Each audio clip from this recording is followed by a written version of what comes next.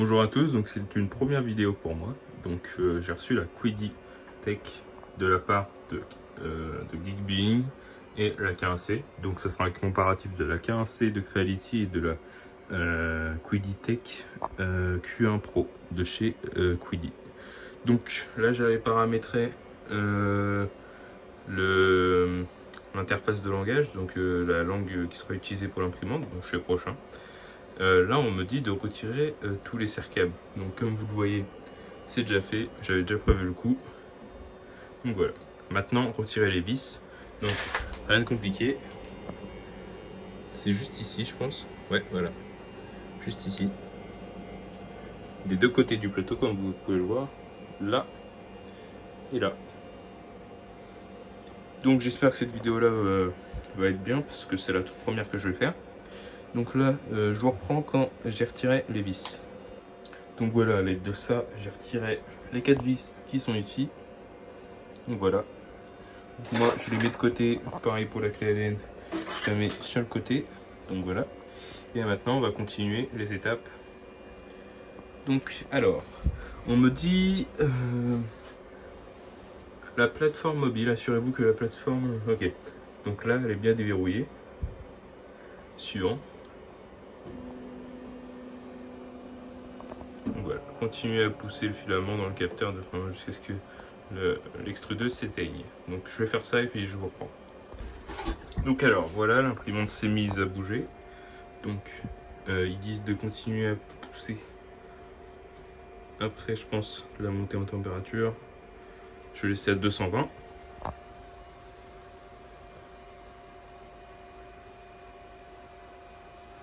Excusez-moi de bouger, je fais ça avec mon téléphone, je suis pas du tout avec une caméra adaptée. Donc voilà, 220 degrés pour le moment.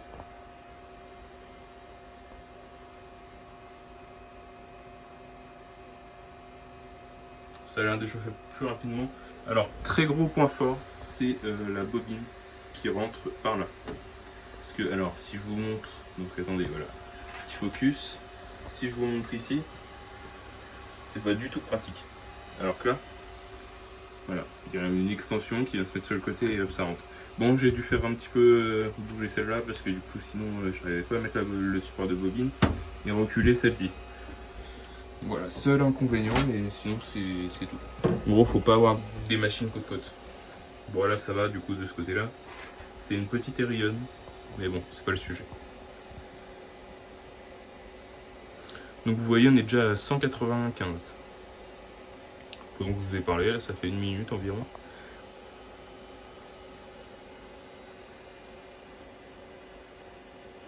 Et voilà, 210, 220, hop.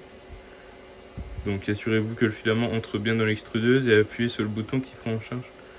Alors, quel bouton? Alors, voilà, le tutoriel est fini. Donc attendez, je vais pousser ça et je reprends. Je vais pousser un petit peu le filament et je vais vous montrer quand il glisse. Et voilà, le filament coule. Donc avant, vous pouvez voir qu'elle a été testée. Donc ça a l'air d'être du filament noir. Ouais, noir tout simple. Voilà. Tac. Donc alors, l'interface est déjà très bonne. Donc là c'est pour faire un home. Donc vous voyez, tac, je vais faire ça. Ici c'est le petit bac, je pense, pour récupérer les petits déchets, donc l'impression elle commence. Et j'ai l'impression de voir que le ventilateur là avant, il était là, mais je suis pas sûr, je suis vraiment pas sûr.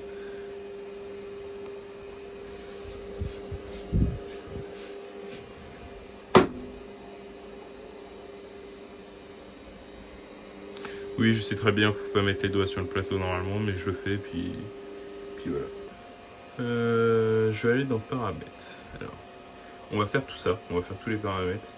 Donc, déjà, je pense que je vais mettre le réseau et je vous reprends tout de suite. Donc voilà, la connexion est réussite.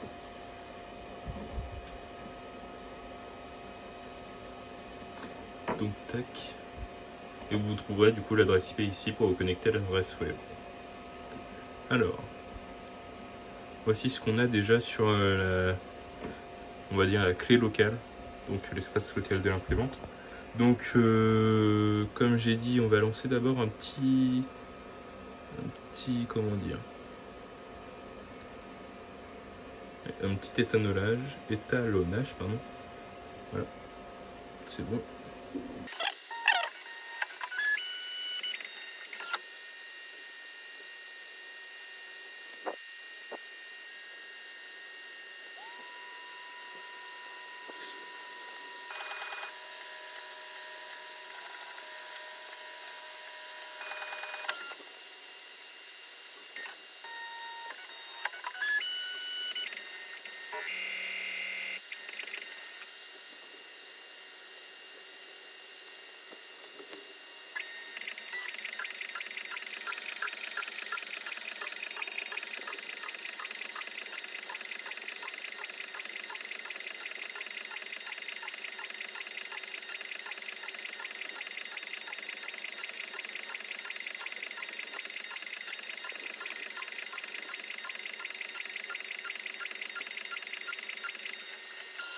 Le leveling est fini.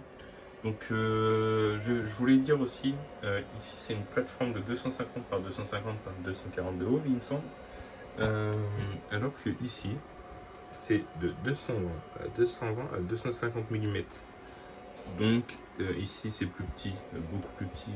Enfin beaucoup non, c'est un mot, mais quand même 30 mm plus petit que la QI Q1 Pro. Donc voilà. Alors, et puis le lit ici est en PEI et de l'autre côté n'est pas en PEI. Je ne sais pas quelle matière il est, mais il n'est pas en PEI. Donc voilà, on fait le input shaping.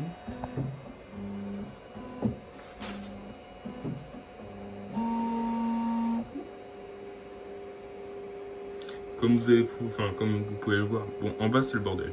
Mais alors, j'ai une RE1 Sinker tout court, une RE1 Sinker SE, une Sidewinder X2, une Sidewinder X4 et ici une Sidewinder X2.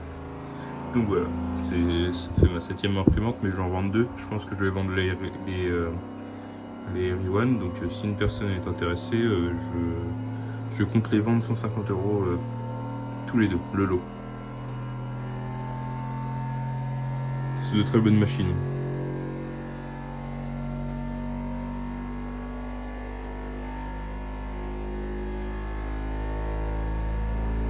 Voilà, fait son test de calibration. Là-dessus, c'est l'oscille là, donc c'est très bien. Ça améliore quand même la qualité d'impression. Le test a l'air semblable déjà. Une vibration élevée, et puis je sais pas si c'est le plateau, si c'est la tête. Non, c'est la tête.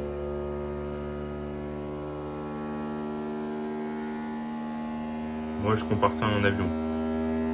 Le bruit que ça fait.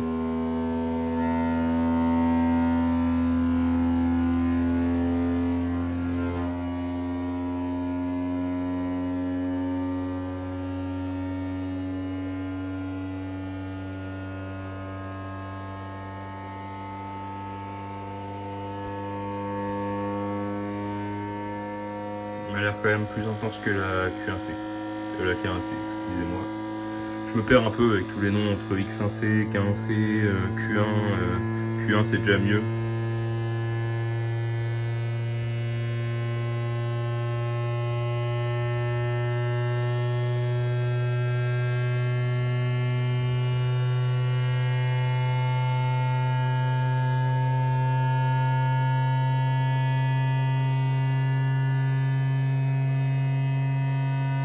La prochaine, je pense que je vais tester, c'est la Flashforge, excusez-moi, M5 Pro pour compléter ce test.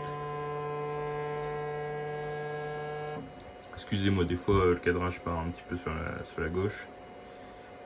Donc ça devrait être terminé, je pense.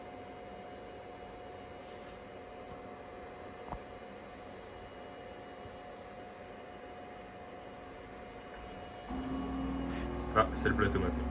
Donc c'était bien la tête tout à l'heure.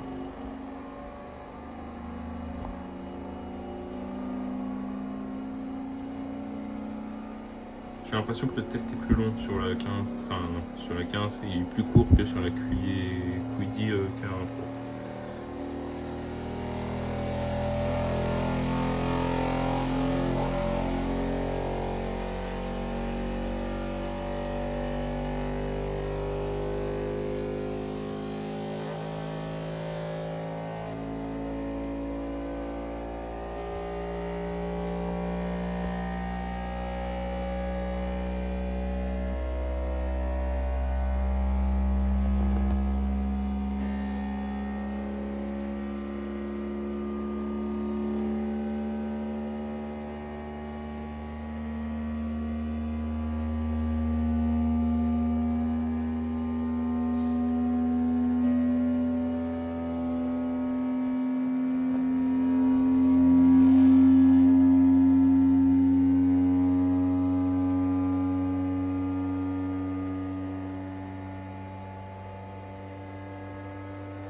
Donc je rappelle, hein, c'est un partenariat, mais je donne mon avis et c'est ce qui compte.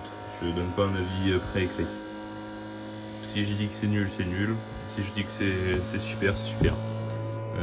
Par exemple, celle-ci, elle est vraiment très très bien. Seul point faible du coup, c'est 220 par 220. Ça aide pas vraiment pour les plus grandes impressions. Mais sinon, oui, elle est très bien. Des soucis dans la tête pour la déboucher, il faut tout le temps démonter. Ça m'est arrivé que 2 fois sur celle-ci, mais ça va. Donc celle-ci, on verra. Et c'est comme celle-ci, la seule fois où j'ai eu une fin de filament, le filament est resté bloqué ici, dans la tête. J'avais beau tirer dessus, chauffer à 240, 260, ça ne fonctionnait pas. Et en parlant de chauffer, je crois, il me semble, celle-ci monte à 350 degrés et celle-ci à 300. Il me semble.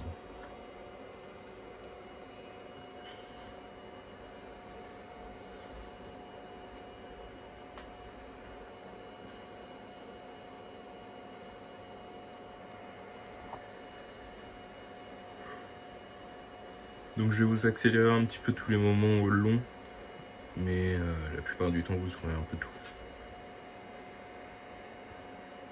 Voilà, le input shaping devrait être fini. Ça va marquer complété, je pense.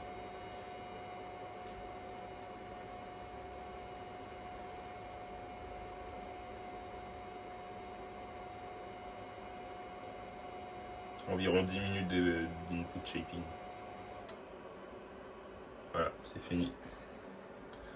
On démarre à moitié.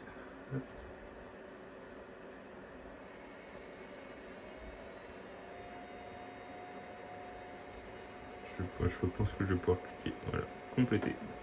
Alors, calibration de la plateforme.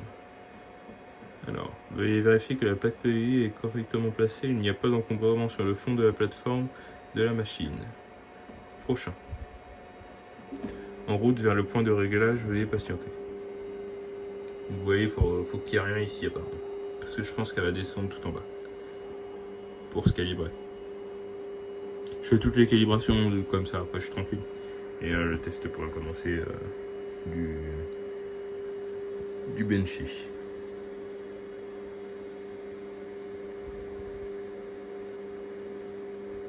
Le câble de chauffe du plateau est là-bas.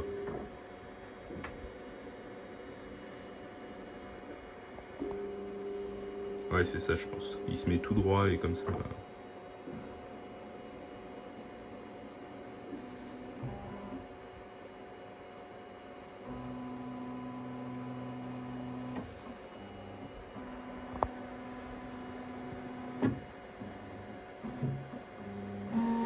Oui, ça fait quand même une sacrée machine.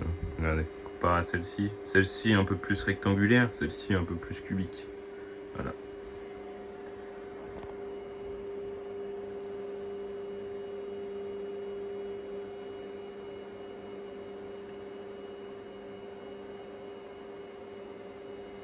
On va dire que ça permet de glisser un petit peu tout l'axe. Comme ça au moins elle descend et elle remonte, ça graisse un petit peu tout. Même si ça n'a aucun rapport, ça le fait quand même un petit peu, je pense.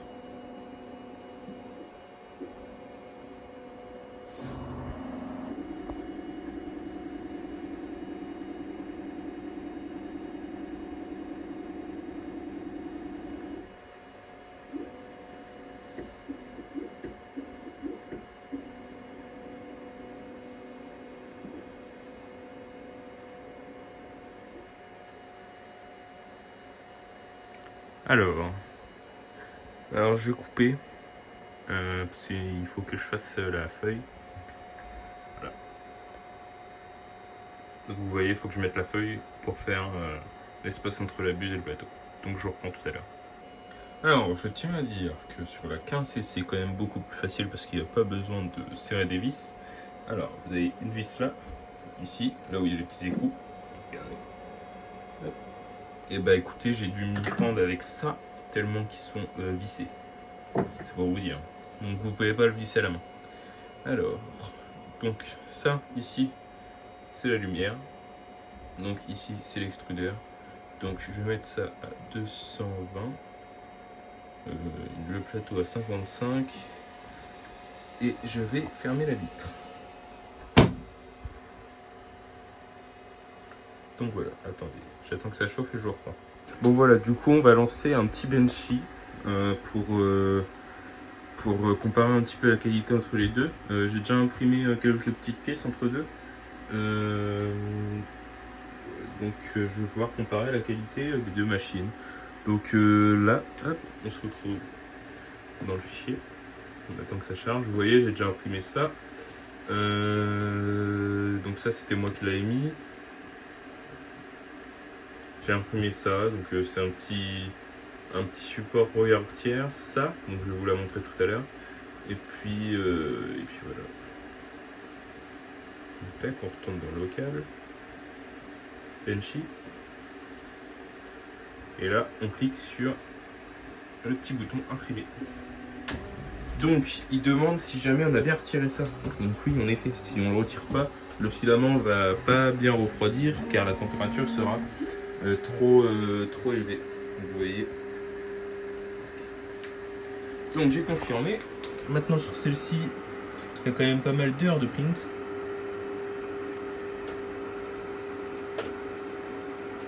On va trouver un petit benchy.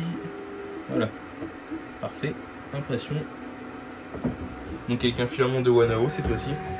Ici c'est le filament de Sunlu. Donc voilà. Donc on va attendre que l'impression se lance et je vous reprends dans 2 minutes. Là ce que je constate c'est que l'imprimante de Quigitech se lance plus vite que la K1C. Donc ça je ne l'avais pas encore constaté, mais a priori elle se lance plus vite. Donc là toujours dans la calibration du plateau, alors que là on vient de lancer l'impression. Là ça vient de démarrer, on en a pour encore 13 minutes, alors que de l'autre côté du coup ça n'a pas encore commencé. Donc là-dessus c'est un point fort pour Quidy, parce que ça permet quand même de gagner un peu de temps. Et sinon pour le moment rien à dire, les deux vont se lancer toutes seules, donc là j'ai même pas eu besoin d'intervenir. Celle-ci je n'aurais normalement pas besoin d'intervenir, parce que ça arrive que des fois il faut que j'intervienne. Mais c'est quand même plus rare. Donc voilà, je vous reprends quand celle-ci a fini sa calibration, et puis voilà. Donc alors voilà, comme vous pouvez le voir, l'imprimante vient de se lancer, et pendant ce temps-là, la Quidy a très bien avancé. Donc vous voyez, le temps perdu, juste pour de la calibration. Bon après je lui en veux pas, parce que regardez, pas besoin d'intervenir. Et attendez que la tête bouge, mais regardez, voilà, pas besoin d'intervenir, comme la Quidy, ça va se lancer tout seul. Et ça, c'est le côté pratique de ces deux imprimantes. Ça veut dire que plus besoin de faire de longues calibrations. Celle-là, elle a été réglée une fois et après ça a été. Et bon, celle-là, comme ça fait plus longtemps que je l'ai, elle a été réglée 2, 3, 4 fois même. Ça m'est déjà arrivé que le filament se coince dedans lors d'une fin de filament. Ça, c'était galère, il fallait démonter toute cette partie-là. Donc voilà, après il fallait extraire le petit bout de filament qui était vraiment rien du tout, mais ça suffisait pour bloquer. Alors que celle-là, le système a l'air mieux foutu. Donc voilà. Ensuite, il y a un côté inconvénient sur celle-là, elle fait quand même pas mal de bruit au niveau des ventilateurs, donc je ne sais pas si vous allez très bien m'entendre. Par contre, celle-ci fait moins de bruit, à part au niveau des axes où on entend un petit sifflement de... comme une petite symphonie, on va dire, mais sinon, voilà. Donc je vais vous reprendre quand les deux seront finis. En attendant, voilà. Je vais vous laisser regarder celle-ci et l'autre. Bien sûr, je vais accélérer. Je ne vais pas vous laisser regarder comme ça pendant 15 minutes.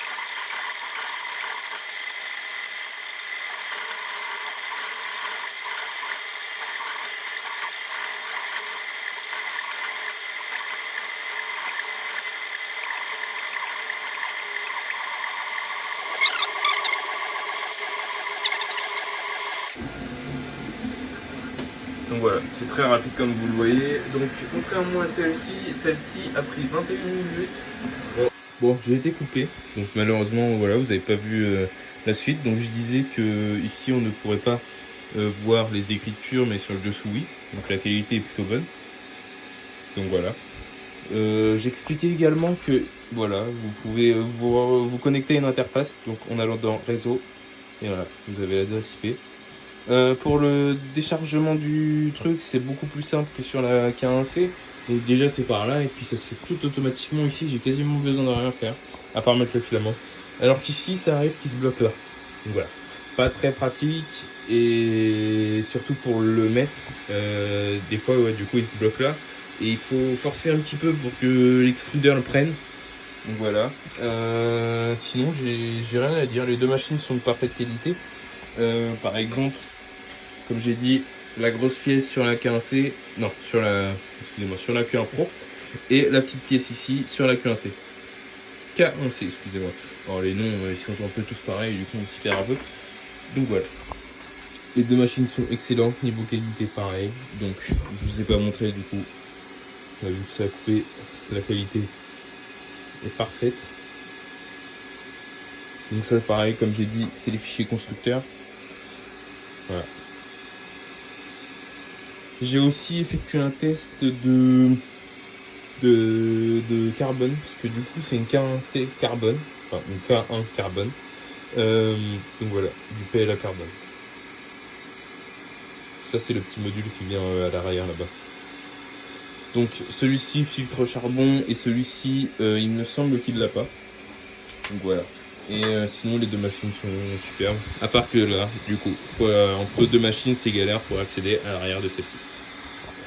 Donc voilà, sur ce c'était une petite vidéo, donc c'est ma première, n'hésitez pas à me dire ce que je peux changer ou non. Et puis sur ce je vous dis à bientôt, et puis si jamais vous pouvez vous abonner, ça me ferait extrêmement plaisir. Donc voilà, allez, tchuss.